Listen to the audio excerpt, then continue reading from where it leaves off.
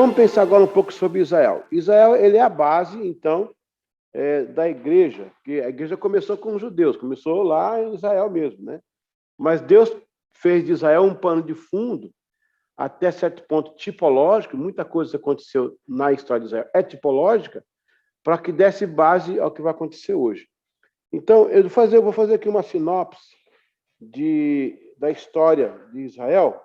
Claro que eu vou agora esmiuçar. À medida que eu vou escrevendo aqui no quadro, eu vou esmiuçando para vocês aí na apostila. Eu vou dar uma geral aqui agora, e depois a gente vai vir nessas... serão 12 aulas, né? A gente vai explorar isso aí. Então, a história de Israel, ela começa com a chamada de Abraão. Chamada de Abraão. Quem é Abraão? Na verdade, era Abrão, né? Abraão, ele é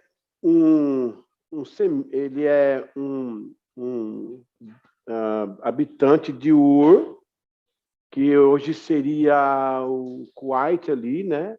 Golfo Pérsico. Ele é de uma família semita, porque é descendente de Sem.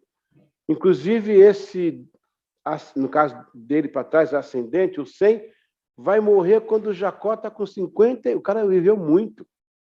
Ele era Sem, se fosse com, né? Viveu muito. Ele foi um dos filhos de Noé, foi um dos 3 filhos de Noé que prevaleceram, né?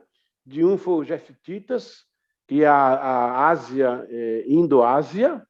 O outro foi o Cã, que é sul norte da África, sul da Europa. E os Jeftitas também é a Europa e a Ásia. E os semitas, que são os povos de Israel, os árabes, esses 3 filhos. O Sem vai vir, então, trazendo a geração de Abraão, ok? Então, nós temos a chamada de Abraão. Após Abraão, nós vamos ter o Isaac, que é a parte dos patriarcas, né? Em casa aí o som tá bom, gente? Tudo bem o som aí? Vocês podem abrir a câmera se quiser, fica melhor. Me dá só um sinal se o som tá bom. Beleza, porque a outra aula o som estava difícil. Eu esqueci o microfone, né? Isaac, então, nós temos quem depois de Isaac? Jacó. Jacó vai levar a família para o Egito, ok? Depois do Egito, nós vamos ter, então, o deserto. Isso aqui são períodos de Israel. Eu estou dando uma sinopse. Começa com a chamada de Abraão, lá por 1840 e pouco antes de Cristo. Vem para Isaac, Jacó, as 12 tribos. Eles vão entrar no Egito, lá por 1500 e pouco. Vão sair para o deserto. Do deserto, eles vão entrar em Canaã. Em Canaã, vai haver o período dos juízes. Após os juízes, o que nós temos? O período monárquico, a monarquia. Por que monarquia, gente? Exatamente, começou com Saul, depois foi o Davi, finalmente Salomão. Em Salomão vamos ter a controvérsia entre Roboão e Jeroboão, e daí vem o quê? Reino dividido. Reino dividido. Nós temos ao norte quem? Nesses reinos divididos. Ao norte temos Israel. E ao sul, Judá. A capital de Israel seria Samaria. E a capital de Judá, Jerusalém. Muito bem. Aí nós temos o reino dividido. Após o reino dividido, nós temos a ascensão assíria. Assíria. Eu estou escrevendo sem ler isso aqui. Eu acho que eu vou conseguir acertar até o final. Assíria, que vai ser o cativeiro, né? O primeiro cativeiro. Depois nós temos a Babilônia, que é o segundo cativeiro, nesse caso.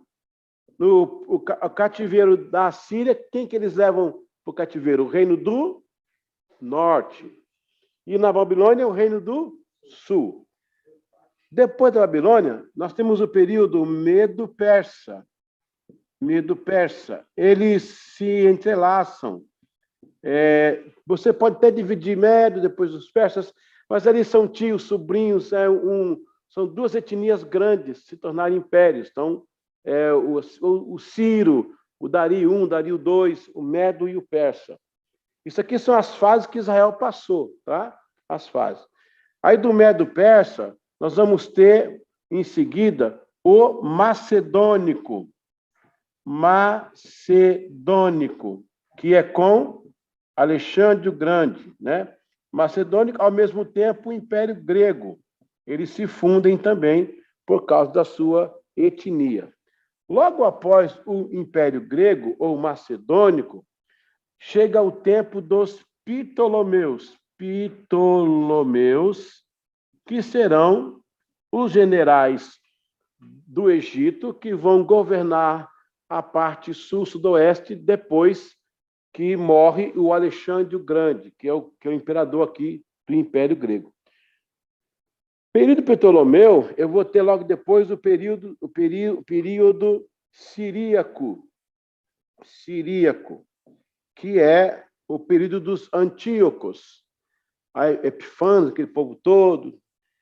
No período siríaco, acontece uma insurreição. Qual a diferença de insurreição para a ressurreição? Anote aí. Ressurreição é algo morto que reviveu. Ressurreição. Insurreição é algo abafado que voltou a ter vida. Estava vivo, mas estava quieto. Foi o caso do Império Hasmoneu. Aqui, depois do Império Siríaco, vem o Império Hasmoneu, ou Asmoneu, tanto faz, Asmoneu, que são também os Macabeus. Macabeus, que é a revolta judaica, né? E a reconquista da província de Israel.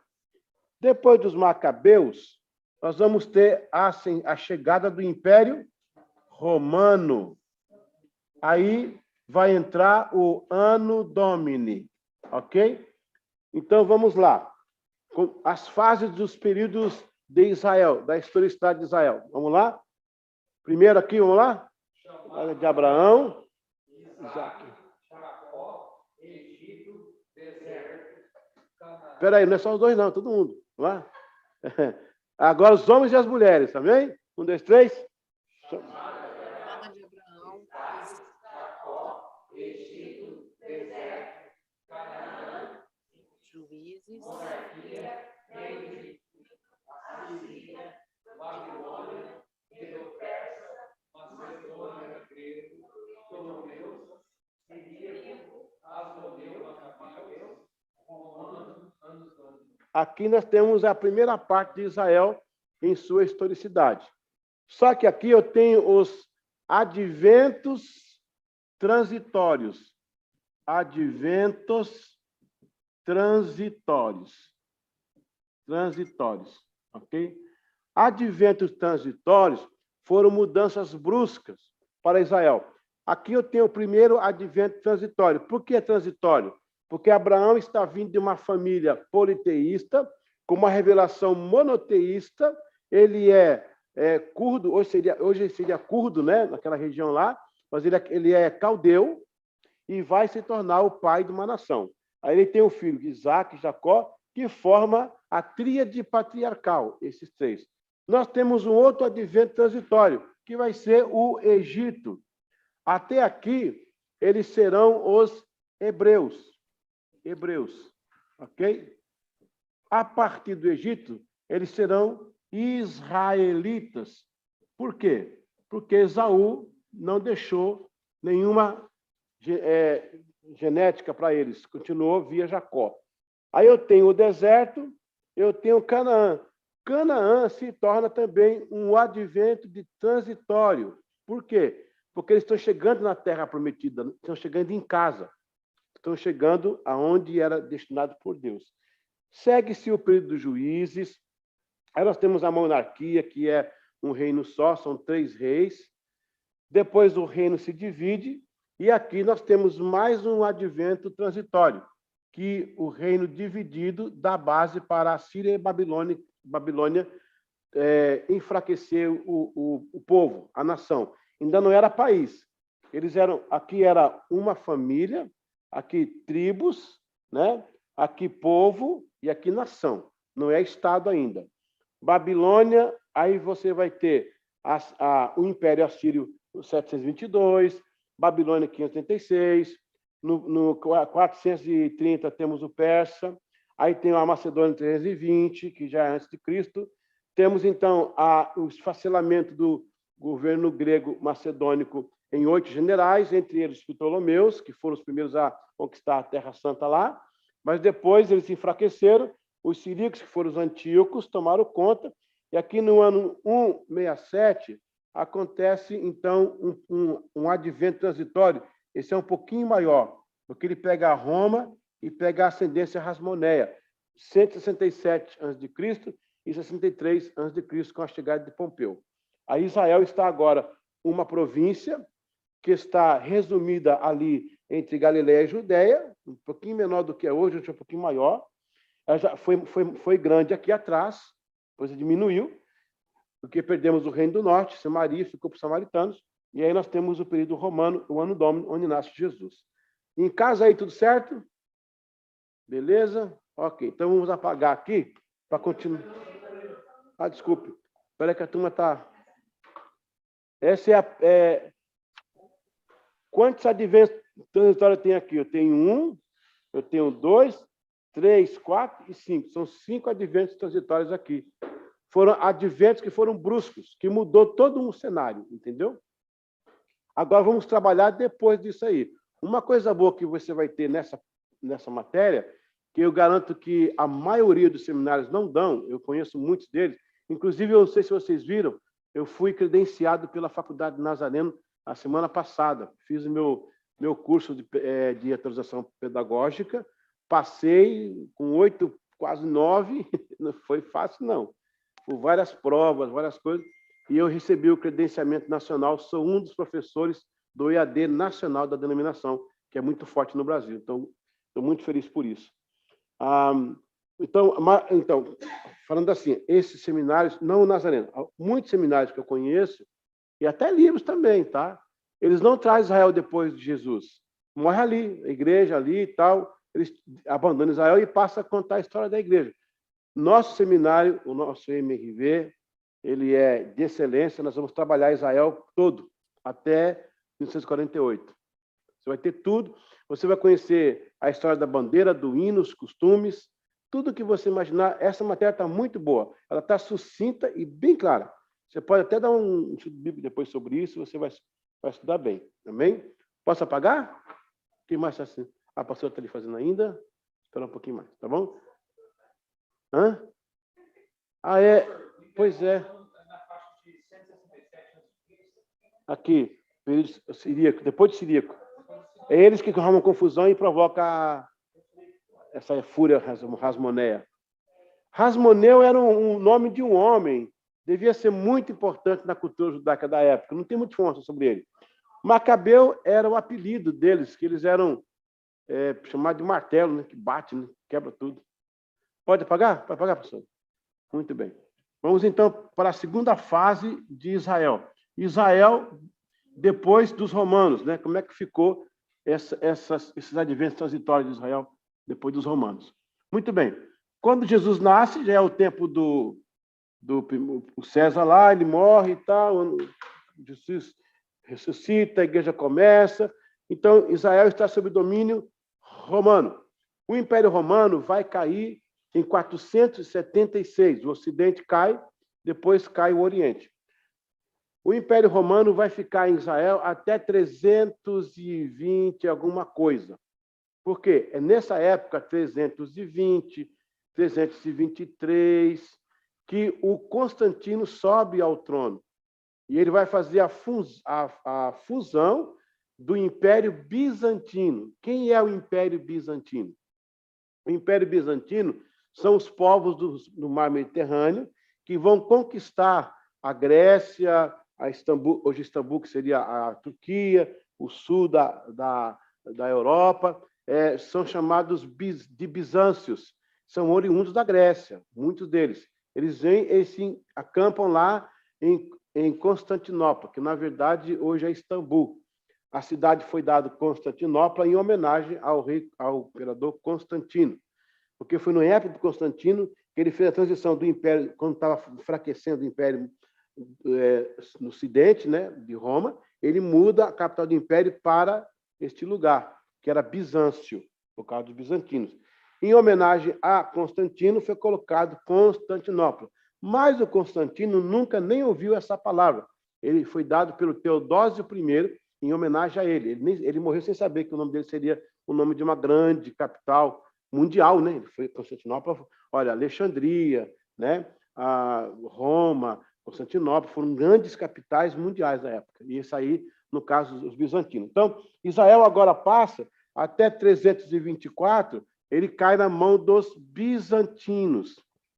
Bizantinos, que vai ser um império romano bélico com a igreja, porque os bizantinos serão cristãos. E os bizantinos deixaram as suas marcas nos mosaicos que eles fabricavam, nos desenhos, e nas construções octagonais. Toda construção octagonal é bizantina, na qual os cruzados se inspiraram para fazer as 8 declarações de lealdade e também trabalhar a Cruz de Malta. Os bizantinos, então, vão ser também um período transitório para Israel. Eles estão lá dentro estabelecidos, os bizâncios, né? Do tempo bizantino, aí vai vir, logo depois, os árabes persas. Os árabes persas. Quem são os árabes persas? São aqueles que vão construir a mesquita de Al-Aqsa. Desculpa, a mesquita de Al-Aqsa foi construída pelos cruzados. A mesquita Domo da Rocha, em 681. Eles construíram os califas que tomavam conta naquela época. Esse é um período muito interessante para Israel. Nesse período aqui é que nasce o Maomé. O Maomé vai trazer ao mundo a ideia da religião muçulmana, porque muçulmano significa o submisso, né? O islamismo é submissão. Então, ele diz essa história que ele teve uma visão assim, meio igual a Israel, né? Que apareceu o anjo Gabriel lá no Domo da Rocha, que era o Moriá, e a história começa aí. 324 a 635, esse período aqui. O período do 6º século, 7º século depois de Cristo. 476, um pouquinho aqui. Isso, ele vem aqui paralelo, porque ele, na verdade, faz uma fusão, né? O bizantino é continuação do Império Romano, na verdade, né? Os árabes persas aqui, eles vão estabelecer-se em Israel, né? Israel já está abandonado, porque antes um pouco de Bizâncio, nós temos 3 revoltas judaicas. A primeira no ano 70, aqui entre Roma e Bizâncio, que é onde o Tito se revolta, o general Tito, e derruba tudo, quebra o templo, né? Aí vamos ter uma segunda revolta, 115, é aquilo que eu falei de insurreição. O povo se levanta, mas o Império Romano abate, 115, e depois uma terceira revolta em 136, já no tempo de Adriano. Por isso que Adriano se revolta com Israel, aí bane de vez o povo de lá, Israel, fica a cidade quase que vazia. Ele coloca o nome de Aélia Capitolina, e ele vai chamar Israel de Palestina, erroneamente, porque não tem nada a ver com Palestino, e ficou para a história esse nome Palestino, hoje o pessoal usa como uma questão política, né? Esse período aqui. Quando acaba o período dos persas, isso aí é 634, 675, vai ter agora a chegada dos cruzados. Os cruzados, eles vão chegar aqui em 1099, 30 anos após que o Guilherme, né, a conquista da Normanda, conquista aqui essa região. Então, aqui estão os cruzados nesse período aqui. Depois dos cruzados, nós vamos ter o período dos mamelucos. Mamelucos, 1187 é aquela história do Saladino. O Saladino vem, né? Os cruzados, tem até um filme sobre isso aqui, interessante. Apesar que o filme é mameluco. Os caras não é maluco, não. Os caras eram muito bem, né? Mas... É outro tipo, né? 1187, mais ou menos. Os mamelucos vão perder, né, o território de Israel com a chegada dos turcos otomanos. Aí, perdão. Até 1187, né? Os cruzados eles começam aqui, na verdade, eles começam aqui. Eles vão até 1516, com a chegada dos otomanos, os turcos otomanos. Esses otomanos é o que vão revalorizar Istambul, né? Vão revalorizar Istambul. Istambul não mais jovem. Eles vão ficar aqui no poder. Isso aqui, eu estou falando dos domínios, não estou dizendo a vocês a sequência dos impérios. Teve império que foi paralelo aí. Quem dominou Israel? Na época que dominou Israel. Então, dominou. Os otomanos vão sair para a chegada 1416. Aí você vai ter aí 1917 o mandato britânico. Olha a Inglaterra de novo aí. Rapaz, vocês não conhecem a Inglaterra, não, cara. A gente não tem ideia do que é isso aqui. Eu olho para os brasileiros, dá uma pena dos brasileiros, cara. Eles moram aqui, não sabem de nada. Não é nada. Cara, esse país tão importante para o mundo, você não tem ideia. Tanto Israel como a igreja cristã e como a história do mundo mesmo. As invenções, gente, é muita coisa. A arte, a música, né? Aqui tem Shakespeare. Então é um negócio fantástico.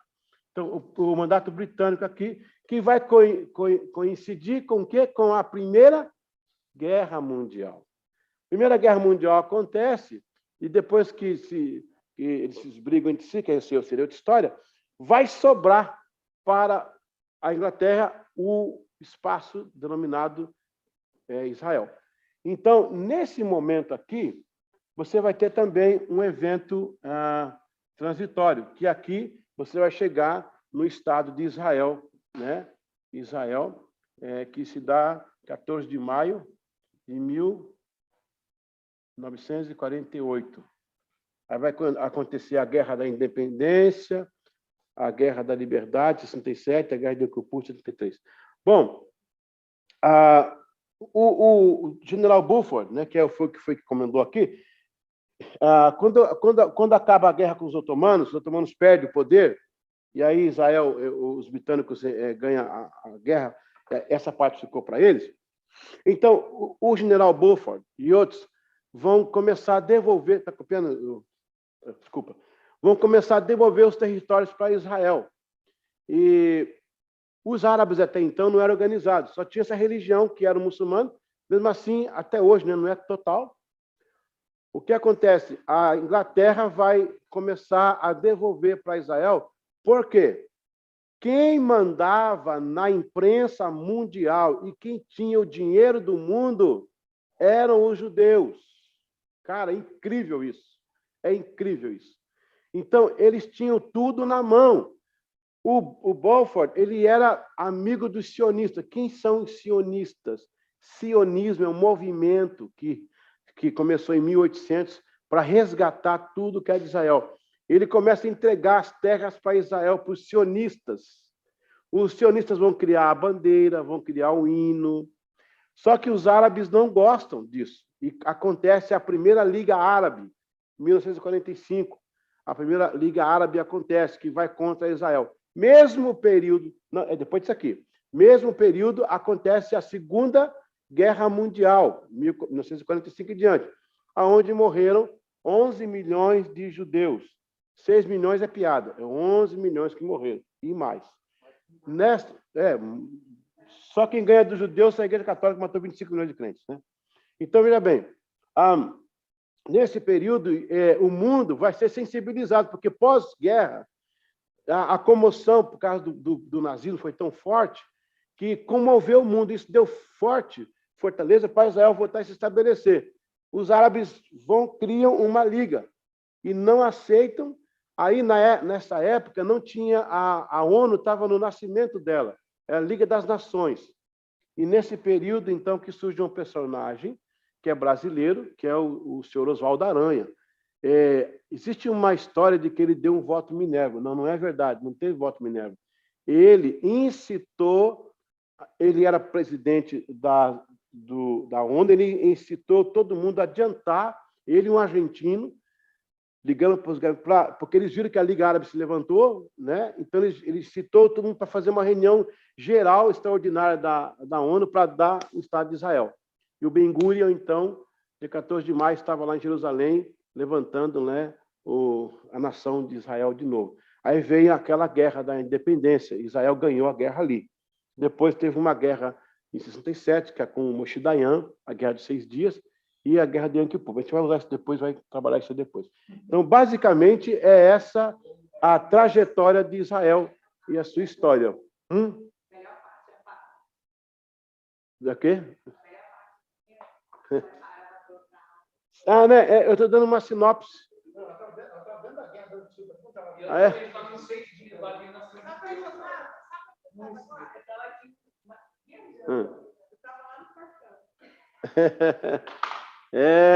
Israel, depois que voltou, ninguém tirou mais, hein? E não vai tirar mais, acabou, né?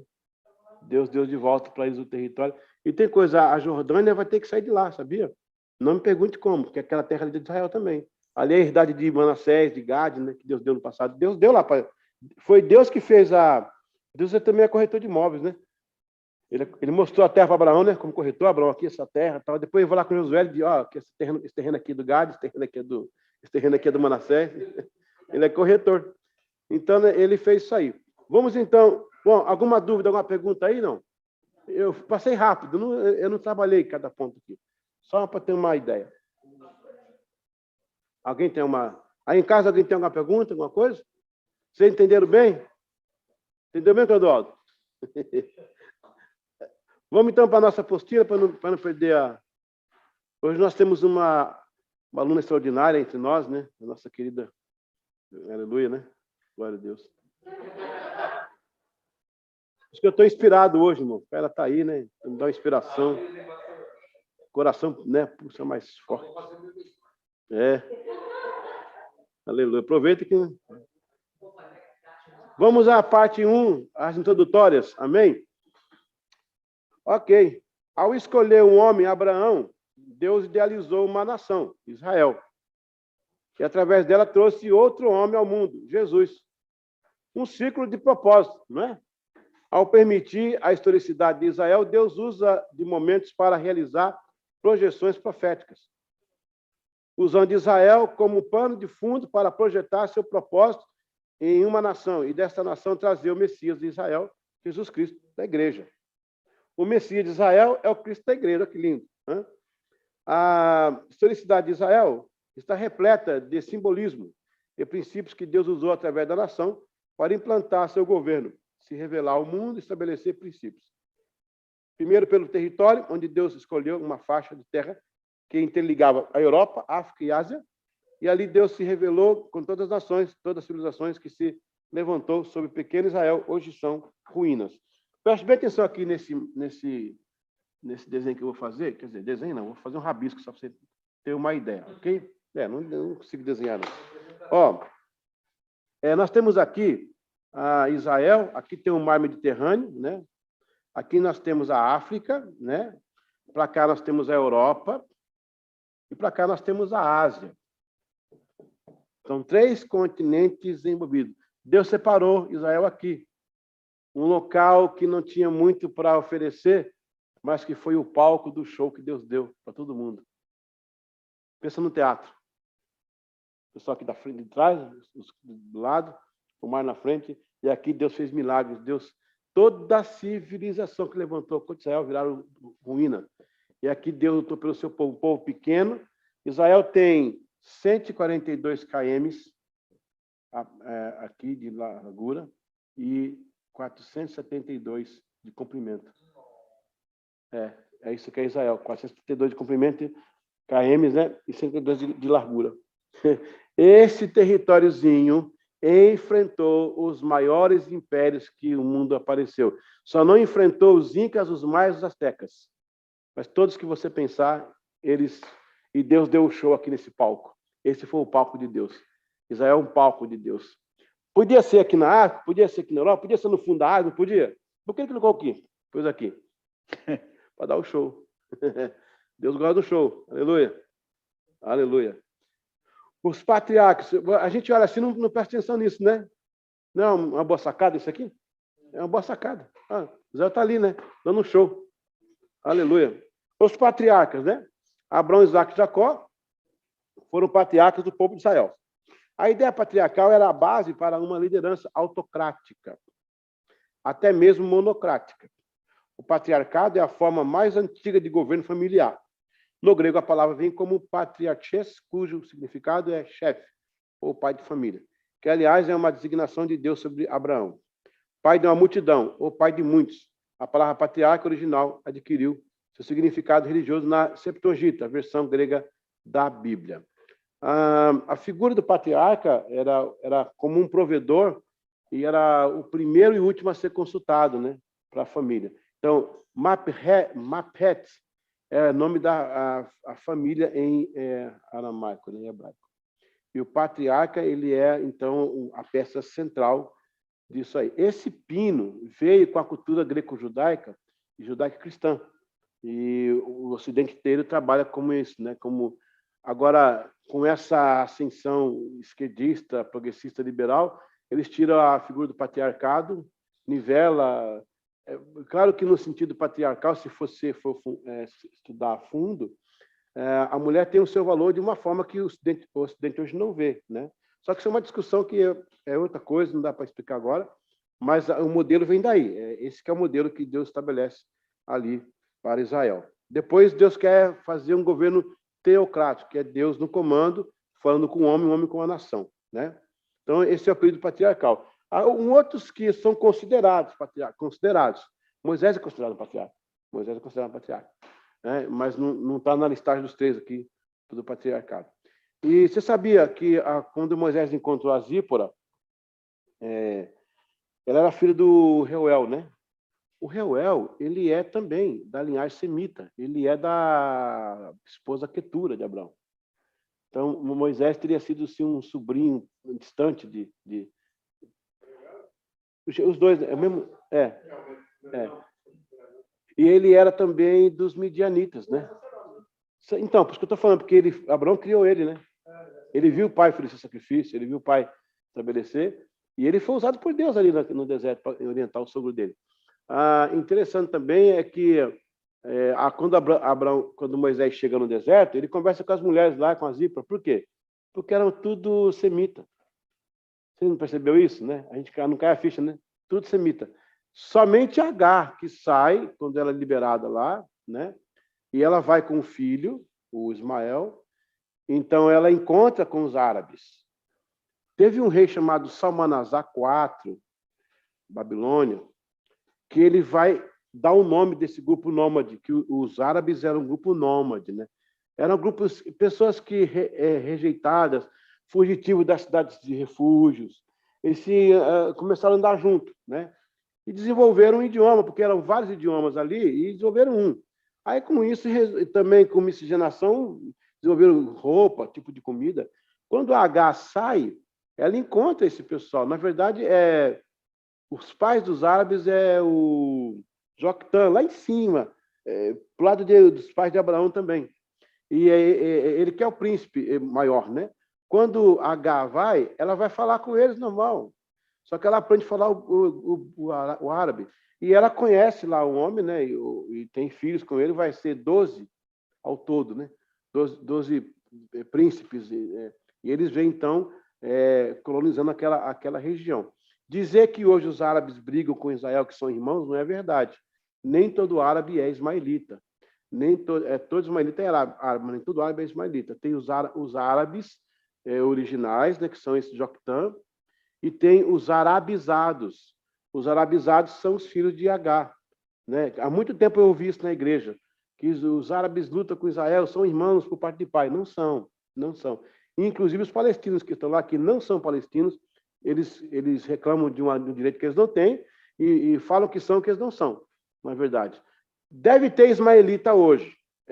Você pode encontrar, mas está muito misturado. Hoje a miscigenação misturou muito. Você pode ver, o cara era iraquiano, mas é árabe. Ele é iraniano, mas é árabe. Ele é saudita, mas é árabe. Então, o árabe é uma linguagem, é uma cultura, não é? Ninguém nasce, eu sou árabe porque eu nasci árabe. Ele nasceu na Jordânia, ele é árabe porque lá fala árabe e a cultura é árabe. Amanhã isso pode mudar, pode ser outra coisa, entendeu? Então, quem? Então, na verdade, não. Pode ter uma miscigenação. No Brasil, colocaram isso os turcos, né? É porque os árabes também dominaram, porque lá fala árabe também. Só que agora, faz um tempo que eu fui lá, eles estão lutando para voltar ao turco, que é a linguagem deles e o costume deles. Inclusive, já o primeiro-ministro já não usa mais que a roupa de árabe, usa terno e gravata, igual ao Ocidente. A juventude rejeita falar árabe, eles querem falar o idioma deles, porque eles foram dominados pelos árabes. Eles já implantaram uma cultura. Nesse terim, alguns foram para o Brasil e o Brasil chamou os árabes de turco. Ah, o turco, porque o turco no Brasil é árabe. Mas não é, o turco é outra dinastia. Eles não gostam, os árabes, eles não gostam de ser chamados de turco. Eles não são. É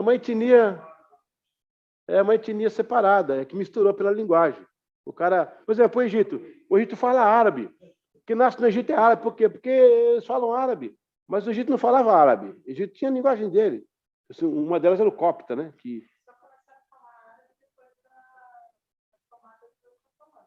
Isso. Eles fizeram o Império, né? O Império Turco-Otomano.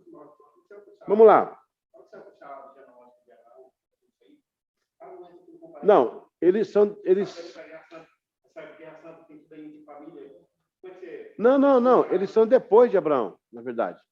Antes de Abraão vai ser os mesopotâmios, vai ser os sumerianos, os acadianos, a turma dele é essa aí, os caldeus. Não, o de Agar, no caso, é Ismael e os ismaelitas, né? Tornaram-se árabes, né? É isso aí. Ok, o Egito. Desculpa, na verdade, Ismael, que vai, né, ter os 12 filhos. Desculpa, é uma correção aí. Se H teve mais filho com alguém, não sei. Na hora H, ela resolveu lá. Ok. O Egito. Após Deus chamar a Abraão, Gênesis 12, ter firmado a promessa em Isaac, agora usa Jacó para o início da nação. E falou Deus a Israel em visões de noite, disse, Jacó, Jacó. Ele disse, eis-me aqui.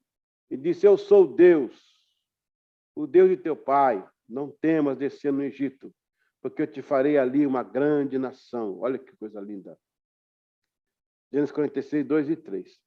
O tempo exato desse chamado de Abraão, até a entrada de Jacó no Egito, foi 215 anos.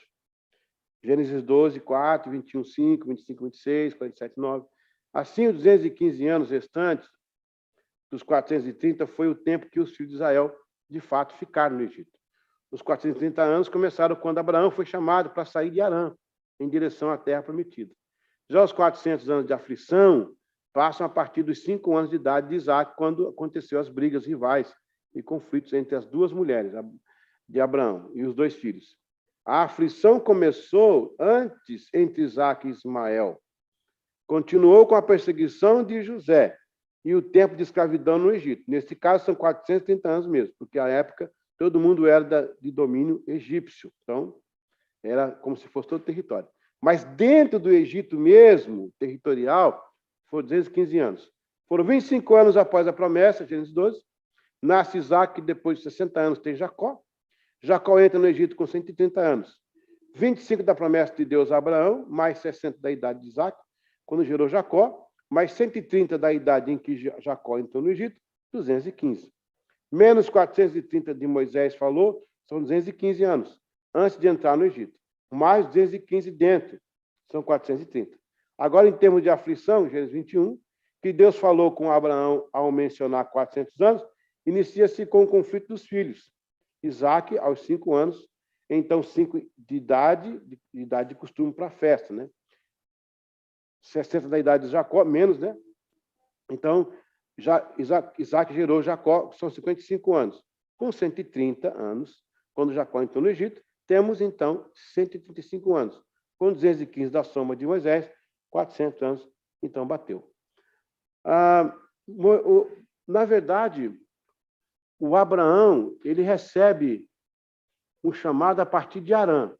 Alguns pregadores, né, mencionam lá embaixo, né, quando ele está na terra lá de baixo. E Harã, no caso, em cima já a Síria. Na verdade, se você ler o texto, quem recebe o chamado é o pai dele, Terã. Ele que sai para Canaã, mas ele para em Harã. A questão do monoteísmo, como que Abraão tornou-se monoteísta, sendo que os pais eram politeístas, a Bíblia não é clara. Entre Arão e Abraão, teve uma revelação muito forte. Deus precisava de alguém para criar uma nação.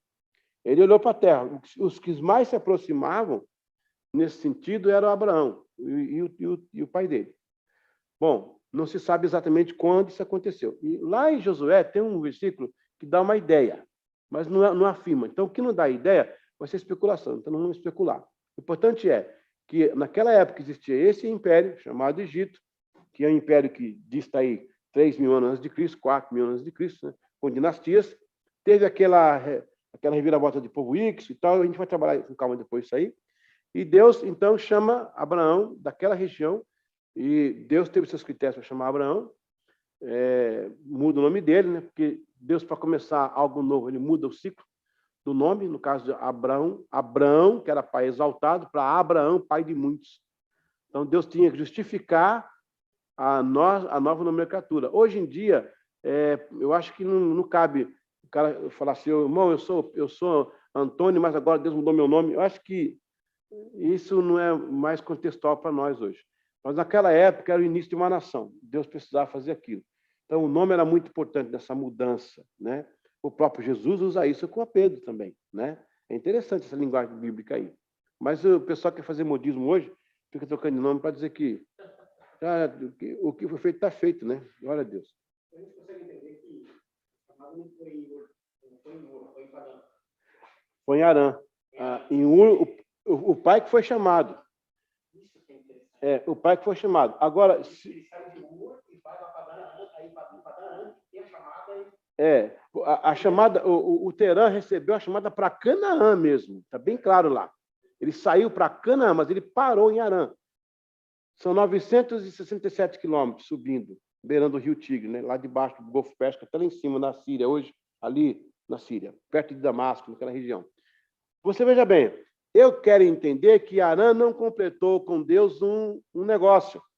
Quem sabe Deus chamou, Deus viu nele algum momento de fé, se revelou a ele, mas ele para em Harã.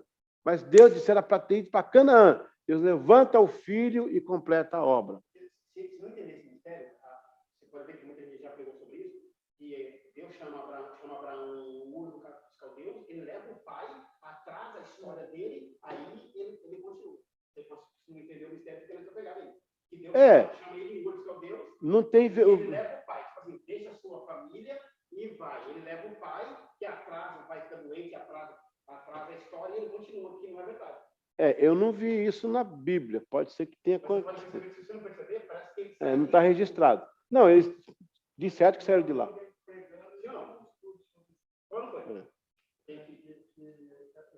Teve a chamada, mas ele levou o pai. Porque se você não entender... mas cadê o versículo para isso? Não tem? Não, sim. Pode ser que... Isso é uma interpretação chamada interpretação remota. Vai ter exegese. A imediata é essa. Ele não foi chamado de lá, foi o pai. Para Canaã. Lá em Harã, que ele recebe o chamado para completar. Ele chama para completar né, do pai. Ele parou em Harã. A Bíblia não mostra, simplesmente ele parou em Harã. Não sei qual é o motivo de ele ter parado em Harã e não continuou. E, aliás, ele deixou terras lá embaixo. Eles eram ricos. Não, foi o que aconteceu. O pai dele morreu, né? E Abraão completou. Entendeu? É interessante. O deserto. Depois de um tempo de escravidão e clamou a Deus, 10 pragas foram enviadas para convencer o faraó a deixar Israel sair do Egito pelo deserto. Durante 40 anos, Deus preparou o povo para a conquista de Canaã. Desculpa, isso, no deserto, né? Neste período, Deus se fez conhecido para o povo temer e ter mais fé. E plantou a cultura da nação com as leis, decretos, preceitos e estatutos. Leis, decretos, preceitos e estatutos. Ele disse, e viram as minhas obras por 40 anos, Hebreus 3:9. Foram 40 anos com 42 paradas, sabia? Eu tenho essas paradas no livro. Eu escrevi um livro sobre Israel de 200 e poucas páginas. Está esgotado. Eu tenho as paradas todinhas, quando Zé acampou. Com 42 paradas, desde Sucote ao Jordão, com provisão, proteção e palavra. O deserto foi uma universidade para transformar um povo de cabeça de escravo para a mentalidade de governador. Eles poderiam ter feito o trajeto em 3 meses, mas a dureza do coração de suas crenças fez-los peregrinar para aprender. Chegavam perto da bênção e murmuravam. Isso aí se aplica ao dia de hoje, tá? Deus está fazendo obra na sua vida, aí o pessoal fala, pastor, não estou entendendo. Eu vou falar assim, estou entendendo, né? Você chega perto da bênção e murmura, cara. Você quer deixar o céu chateado?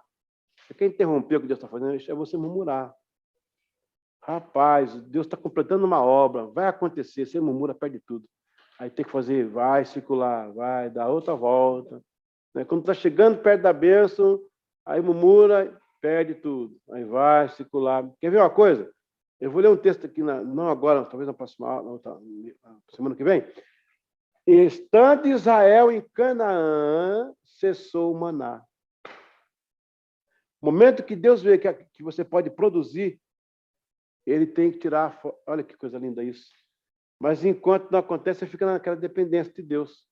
Israel chegava na boca do negócio, rapaz, murmurava. Aí Deus, não dá, o murmurador não entra. Aí dá uma volta, até chegar. Em 3 meses eles fariam isso. Em 3 meses, né? Eles fariam isso. E Deus estava testando eles, né? Eles não entenderam. Meu